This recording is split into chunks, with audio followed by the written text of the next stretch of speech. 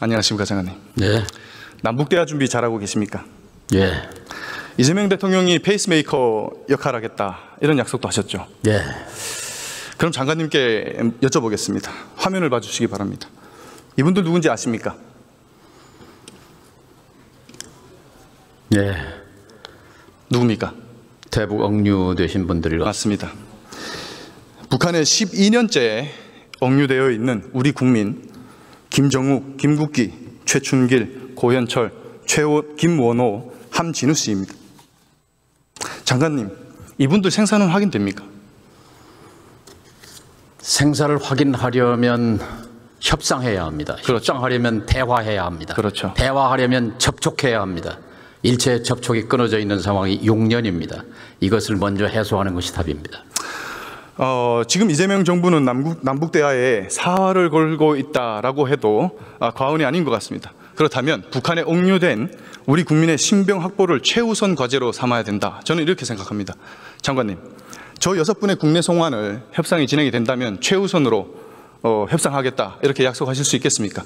협상하려면 대화가 재개돼야 되죠. 대화가 재개되려면 신뢰 구축이 돼야만 됩니다. 약속하시겠습니까? 당연하죠. 최우선으로 협상해 주시기 바라겠습니다. 그럼 장관님, 현실적인 실무 얘기를 좀 해보겠습니다. 북한을 협상 테이블에 앉힐 레버리지 있습니까? 그것이 바로 외교입니다. 지금이 외교의 시간이라고 생각합니다. 북미 대화가 선행돼야 한다고 생각합니다.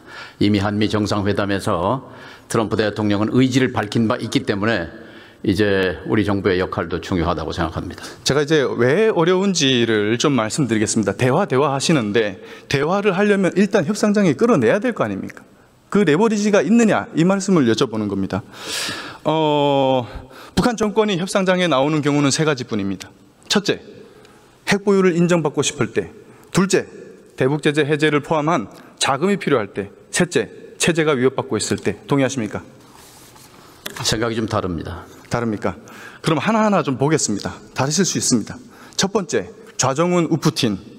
장관님, 제가 지금 무슨 말을 하고 있는지 짐작하십니까? 예, 북중로 세 정상이 세계의 삼각 공조의 이미지, 그런 모습을 발신했습니다. 이것은 한반도의 평화와 안정에 국면이 바뀌고 있는 굉장히 중요한 신호라고 생각합니다. 그렇습니다. 이들의 공통점은 모두 미국을 타격할 수 있는 핵무력을 보유했다는 점입니다. 신냉전의 신호탄입니다.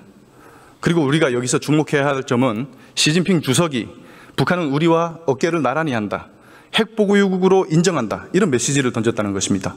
동의하십니까? 동의하지 않습니다. 동의하지 않습니까? 신냉전이라는 말도 동의하지 않습니다. 왜냐하면 중국의 시진핑 주석은 상하이 협력기구 공동성명에서 분명히 이렇게 밝혔습니다.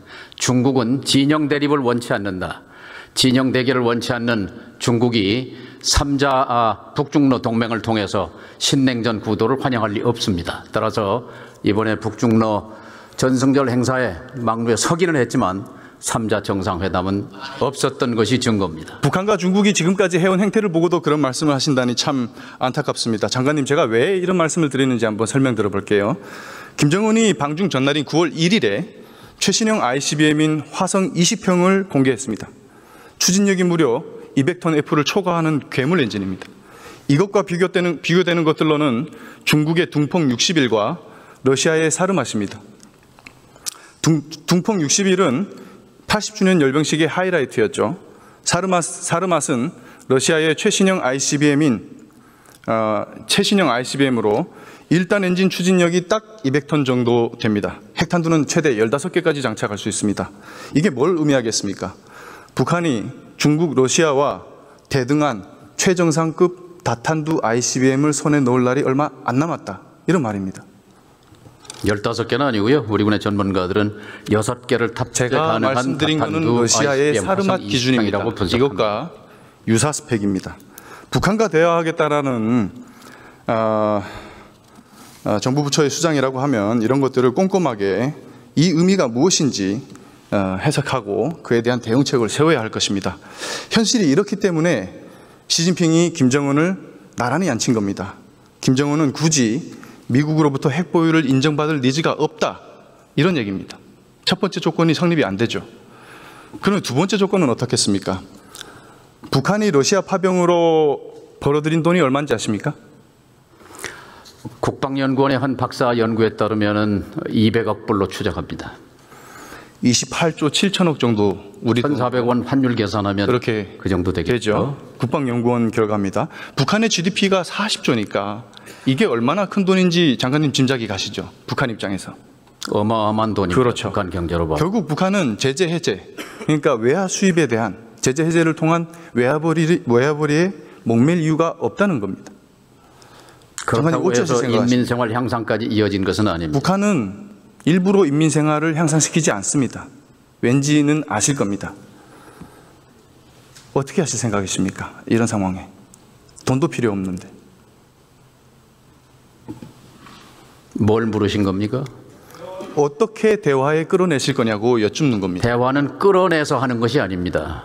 상대를 존중하고 인정할 때 스스로 걸어나와서 협상 테이블에 앉는 겁니다. 국어라고 애고라면 되는 겁니까? 세 번째 조건은 어떻습니까? 장관님. 북한이 지금 체제 위협을 느끼고 있습니까? 북에게 대한민국 자체가 최대의 위협입니다. 아까 28조가 큰 돈이라고 했지만 남쪽의 국방비가 66조입니다. 그리고 북한의 GDP가 40조인데 대한민국의 GDP가 2,000조입니다. 남한의 존재 자체가 그들에게는 위협인 셈입니다. 장관님은 지금 진실을 호도하고 계십니다. 우리가 먼저 도발한 적 있습니까? 지금까지 모든 도발은 북한에서 먼저 했습니다. 먼저 도발한 적이 있죠. 언제 했습니까? 말씀해 보십시오. 언제 했습니까? 2024년 10월 1일, 10월 9일, 10월 10일 세 차례에 걸쳐서 평양상공 조선노동당 청사 상공에 무인기를 띄워서 전단을 살포한, 그래서 대엄 쿠데타 명분을 확보하기 위해서 북한의 무력 충돌을 유발한 천인공노할 범죄를 저지른 것이 바로 윤석열 정권입니다. 반성해야 합니다. 북한이 먼저 보냈습니다. 반성해야 하는 거예요. 배변입니다. 그 사람은 지금 감옥에 가 있습니다. 자기도 청승한 거는 다 잊어버리셨어요. 도발한 거 다 잊어버리셨어. 예, 돈 주고 총 쏴달라고. 김정은은 지금 시진핑 푸틴에게 인정받았지. 러시아에서 외화를 잔뜩 벌어들였지. 거기다가 눈에 가시 갔던 대북 심리전 수단도 다 중단됐지. 부족한 게 없다는 얘기예요. 어떻게 끌어내실 겁니까? 장관님, 대북 심리전 수단이 얼마나 위력적인지 아십니까? 박충권 의원님의 그런 분석도 가능합니다. 그러나 반대 시각도 있을 수 있습니다. 그러니까 중국과 북중 관계와 북러 관계를 다진 뒤에 예를 들면 화성 20형을 9월 1일 날 베이징을 출발하면서 공개한 사실과 돌아와서 일주일 뒤에 9월 8일 이 고체 엔진 분사 시험을 참관한 것을 굳이 공개한 그 목표가 어디 있다고 생각하십니까? ICBM은 15,000km 나갑니다. 한국과 일본이 대상이 아닙니다. 누구를 보라고 한 ICBM 공개였습니까? 저는 미국이라고 생각합니다. 제가 아까 다 설명드린 겁니다.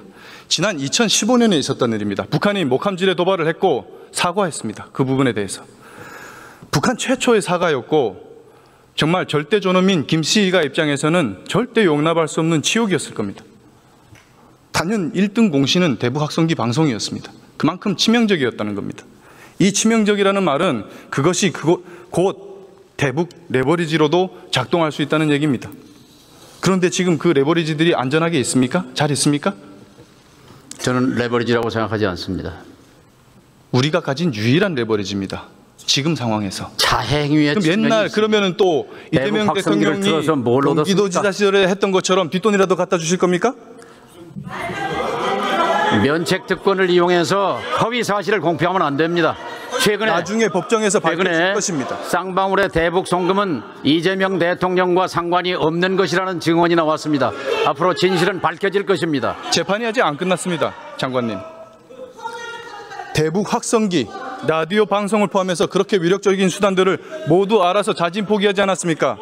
서고까지 다 벗어다 주고 돌려받은 것이 평가받을 만한 것이 못 된다. 허망된 깨꿈 깨라가 같은 김여정에게 조롱과 막말로 훈계당한 것뿐입니까?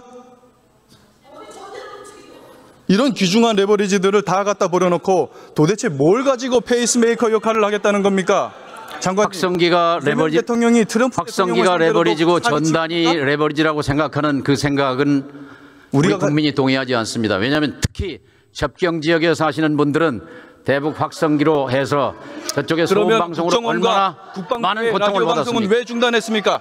지난 1년 동안 끔찍한 세월이 왜 다 중단했습니까? 전부 다. 그게 레버리지가 아니에요. 자해행위예요. 자해행위. 레버리지입니다. 국민을 위험에 빠뜨리는 행위예요. 지금까지 북한의 변화를 이끌었던 가장 핵심적인 수단이에요. 절대 수단이 아니고 자해행위라고 말씀드립니다. 얘기가 안 통합니다. 고생하셨습니다.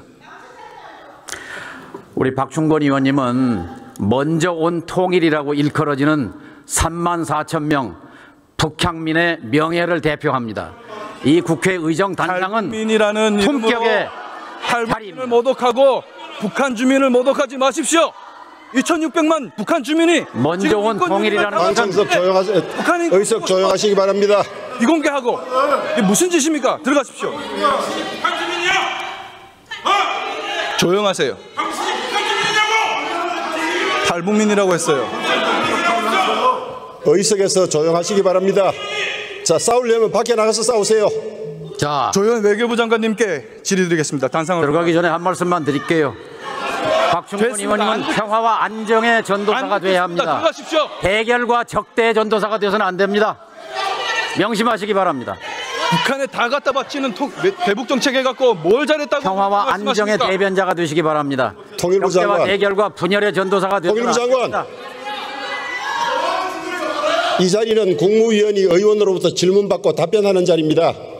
국무위원이 의원에게 가르치는 자리는 아닌 것 같습니다.